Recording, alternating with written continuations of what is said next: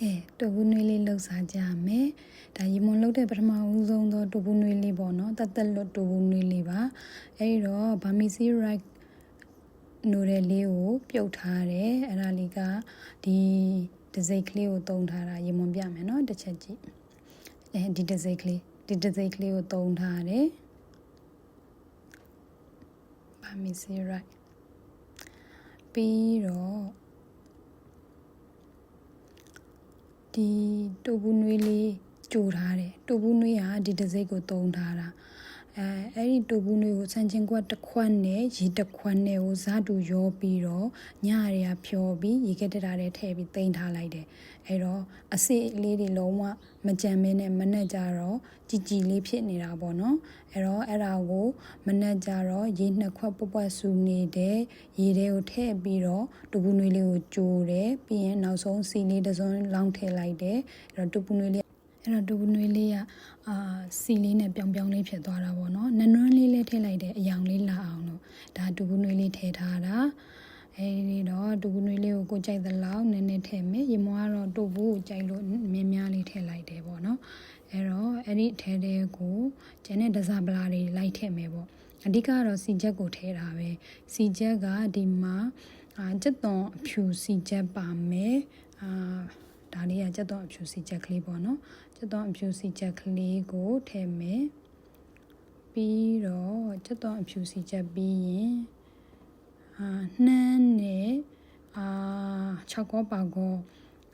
ကြောရောပြီးတော့စီချက်လှုပ်ထားတာလေးကိုထပ်ထည့်မယ်ပေါ့အနံလေးမှုေးသွားအောင်လို့လေ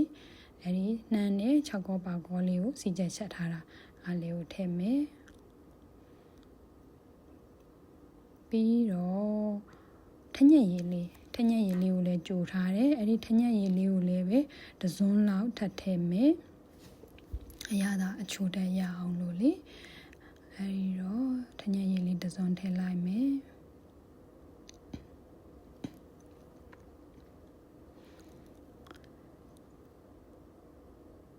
ထညက်ရည်လေးက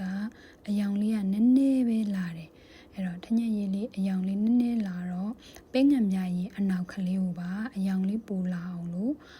နည်းနည်းလေးထပ်ရောလိုက်မယ်ပဲငံမြရည်အနောက်ကအပြစ်ပေါ့နော်အဲ့ဒါလေးက ABC ဒစိတ်ကလေးဒါလေးကိုသုံးထားတာ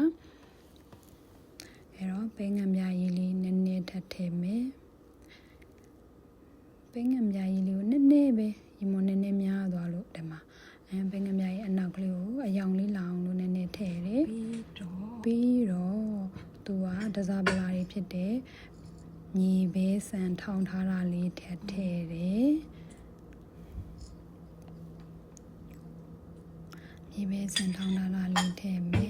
ပြီးတော့နန်းလေးကိုပါထည့်ရအောင်နန်းလေးနည်းနည်းလေးထပ်ထည့်မယ်ပြီးတော့ချက်သွန်အဖြူကြော်ထားတာလေးအဖြူပေါ့နော်ချက်သွန်အဖြူ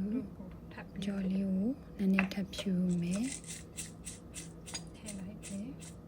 တက်လို့ဆိုတော့အဲ့ဒီမှာအသားလေးချက်ထားတာလေးတွေရှိရင်လည်းပဲအသားတို့ဘာလို့ထည့်လို့ရတယ်ရေမွားတော့ဒါတက်လို့စားမှမလို့ဘာမှမထည့်ထားဘူးအသားမပါဘူးပေါ့နော်အဲ့ဒီမှာနန်းမင်းလေးဖြူလိုက်တယ်ချက်ပုံမိတ်ကလေးပါထပ်ဖြူလဲရတယ်မှုေးတာပေါ့နော်စားကောင်းတာပေါ့ကဲအားလုံးဒါလေးပဲပြီးသွားပါပြီအနေချင်းလေးစားကြည့်ကြပါလှုပ်စားကြည့်ကြနော်အရန်စားလို့ကောင်းတယ်တက်လွတ်လေးလည်းစားလို့ရတယ်အသားလေးထည့်မယ်ဆိုရင်လည်းစားကောင်းတယ်